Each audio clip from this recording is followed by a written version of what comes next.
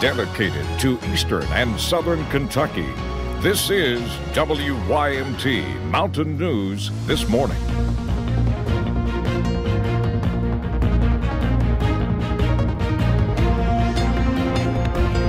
Good morning, I am Will Puckett. It is 6:32 on this Thursday. It's April the 11th. Thank you for tuning in to Mountain News This Morning.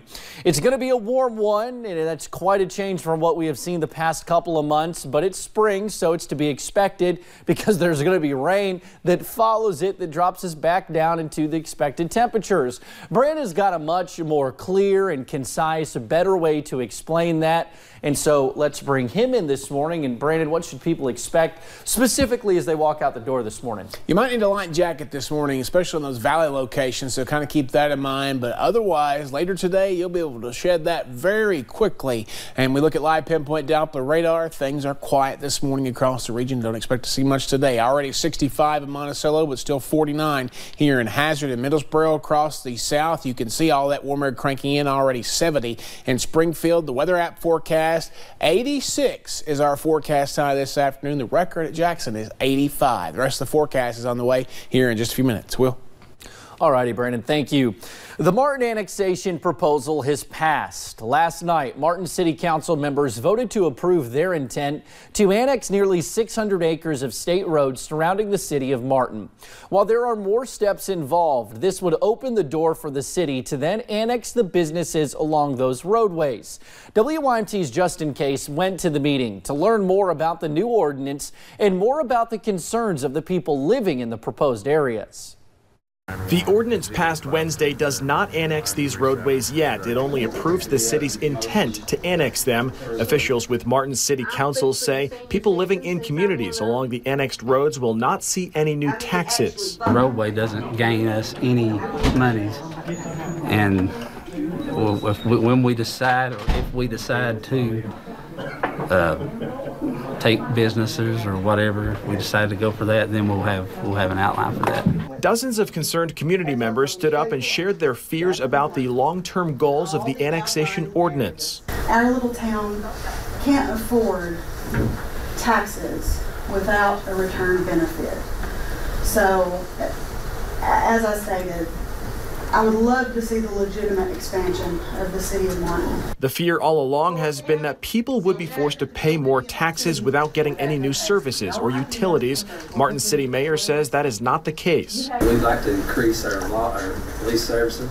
We'd like to possibly, it might take some time to extend sewer lines up that way. Just last week, the mayor of Prestonsburg objected to the ordinance since it would also annex a Prestonsburg sewage treatment facility. The attorney representing the Martin City Council says the city of Martin is now exploring the idea of purchasing the plant. And I won't say negotiating dollars for that plant, but we've been discussing with Preston and been in discussions with Prestonsburg about potentially acquiring that plant. News of the intent to annex will now be published in the local paper, along with a notice of people's right to petition. At least 50% of registered voters living in the proposed areas would need to sign the petition to get the measure on the ballot. I don't think we'll have any trouble getting 100% of those people. And then when we do that, we'll take it, file it at the courthouse, and then it will be placed on the ballot in November. And I'm sure that that will be defeated at that point. The window to sign the petition is 60 days from the day it is published in the local paper. That was Justin Case reporting. The vote was tied at 2 before the mayor broke the tie, voting in favor of the ordinance. If the petition does not get enough support, city officials would then proceed with the new ordinance, which would officially annex the roadways. Let's head to some statewide news now. Before July, first Kentucky lawmakers will return to Frankfort for a second look at a pension bill. Earlier this week, Governor Bevin announced he was vetoing House Bill 358. It would have allowed some agencies to leave the state's pension system. The governor says the bill is necessary, but it needs changes before he would sign it. Agencies like the Kentucky Coalition Against Domestic Violence say without this bill, they would struggle to pay an increase in contributions to their employees' retirement system. We had defaulted, which I'm not sure we can promise we won't. Any retiree that we had would automatically have their pension suspended, and that's a big burden for us to carry. Without a fix, their contributions would jump from just under 50% per employee to 84%.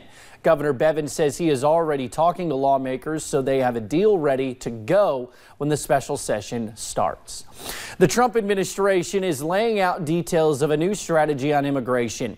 A senior administration official says the White House wants the right to detain migrant children longer and make it harder for asylum seekers to get work permits. White House advisor Stephen Miller is the driving force behind the changes, and some Democrats are concerned about Miller's hardline stance on immigration.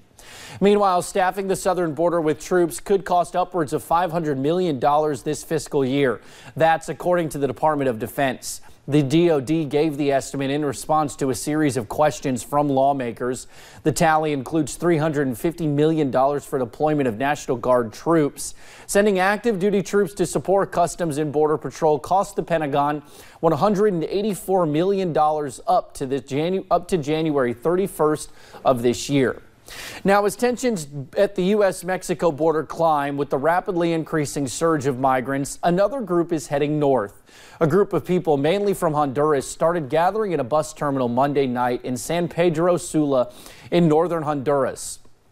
The group is intending to travel to the United States. Authorities have not confirmed how many people are expected to make the trip.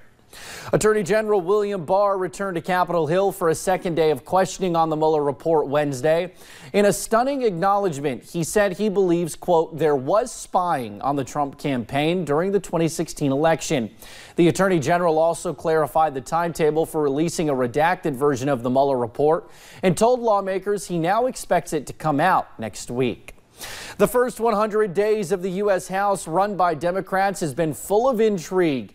Investigations into President Trump, internal feuds, and big policy ideas like election reform and expanding background checks for guns hitting a brick wall before reaching the White House. Democratic leaders are meeting up in Virginia to set their agenda.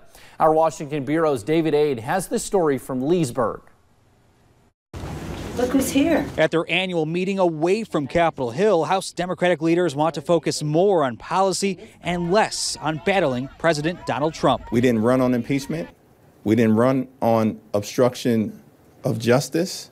We didn't run on scandal or the chaos, crisis, and confusion that comes out of 1600 Pennsylvania Avenue every day. We ran on health care. We ran on infrastructure. The caucus chair also says they will talk about the economy, immigration, and race. All those issues will be discussed today. This escape from Capitol Hill is also aimed at repairing internal divisions, most notably with some newer and more progressive members. We're putting together what is going to be a solid caucus conference, getting together to talk about ideas, celebrating our diversity, and making sure that we come out of here stronger and more united. Today, we're expecting to hear from the progressive wing of the caucus, a side that is more aggressive about wanting to remove the president from office. In Leesburg, Virginia, I'm David Aid. Now, West Virginia Senator Joe Manchin told Alana Austin from our Washington Bureau on Wednesday that he is considering running for his old job of governor. Manchin served as the leader of the Mountain State from 2005 until 2010. He says he believes there's still a lot to be done. I'm concerned about the state of West Virginia. I want to make sure that we're moving in the right direction and we have people that truly believe and truly are willing to work hard and give it the leadership it needs. It starts at the top. Now, Manchin says he will not make any decision on one way or the other until the fall. Well, it's 6:41 this morning. Let's toss it over to Brandon who'll give you a breakdown of what to expect on a day that's supposed to be summer-like.